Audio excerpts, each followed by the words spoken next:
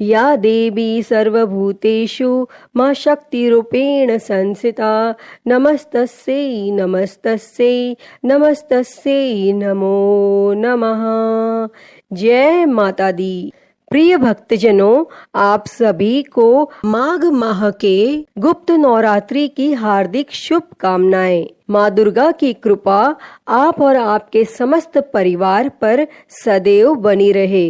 प्रिय भक्तजनों, आज हम सुनेंगे गुप्त नवरात्रि के 5वें दिन माता छिन्नमस्ता की कथा। जो भी भक्त सच्ची श्रद्धा के साथ, नियम और निष्ठा के साथ नवरात्रि का व्रत करते हैं और कथा का श्रवण करते हैं, श्री दुर्गा सप्तशती का पाठ या श्रवण करते हैं, इससे उनके सभी प्रकार के दुख और कष्ट दूर होते हैं। नवरात्रि का व्रत वर्ष में 4 बार मनाया जाता है, 2 गुप्त नवरात्रि के रूप में और 2 प्राकट्य नवरात्रि के रूप में। और गुप्त नवरात्रि का व्रत जो कि आषाढ़ के महीने में और माघ के महीने में शुक्ल पक्ष प्रतिपदा तिथि से लेकर के 9वीं तिथि तक गुप्त नवरात्रि का व्रत किया जाता है। और इस दौरान माता 10 महाविद्याओं का पूजन किया जाता है। और वहीं पर प्राकट्य नवरात्रि का व्रत जो कि चैत्र के महीने में और आश्विन के महीने में शुक्ल पक्ष प्रतिपदा तिथि से लेकर के 9वीं तिथि तक माता दुर्गा के 9 स्वरूपों का पूजन किया जाता है। और इस दौरान माता का पूरे विधि विधान के साथ पूजन करना चाहिए। श्री दुर्गा सप्तशती का पाठ या श्रवण करना चाहिए। दुर्गा चालीसा, दुर्गा कवच आदि का पाठ या श्रवण करना चाहिए।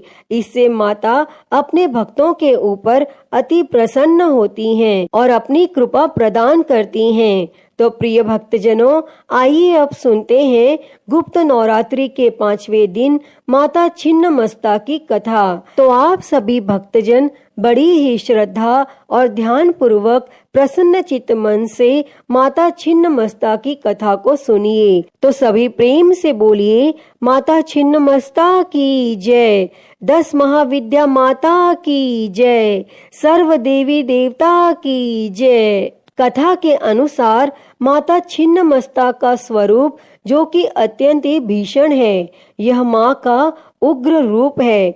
इसीलिए इनके इस रूप को प्रचंड चंडिका भी कहा जाता है। माँ अपने हाथों में अन्य उग्र रूपों में राक्षसों की कटी खोपड़ी हाथ में लिए रहती हैं, जबकि इस रूप में उनके एक हाथ में स्वयं उनकी ही खोपड़ी रहती है। उनका वर्ण गुड़हल के समान लाल है तथा वस्त्र के रूप में उन्होंने केवल आभूषण पहने हुए हैं। उनका सिर कटा हुआ है तथा धड़ से रक्त की 3 धाराएं निकल रही हैं और इनके आसपास उनकी 2 सेविका खड़ी हैं।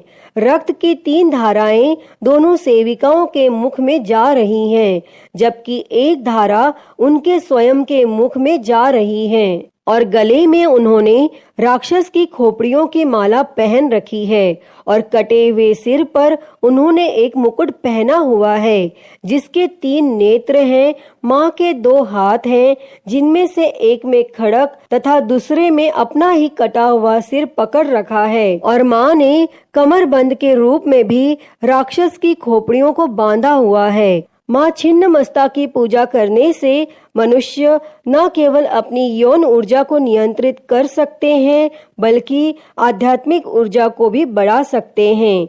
देवी अपने साधक को ज्ञान, समृद्धि, विजय, स्वास्थ्य और धन का आशीर्वाद देती हैं। माता छिन्नमस्तिका की पूजा उन लोगों के लिए बहुत प्रभावी है जो बांझपन, यौन रोग और ऋण से संबंधित समस्याओं का सामना कर रहे हों।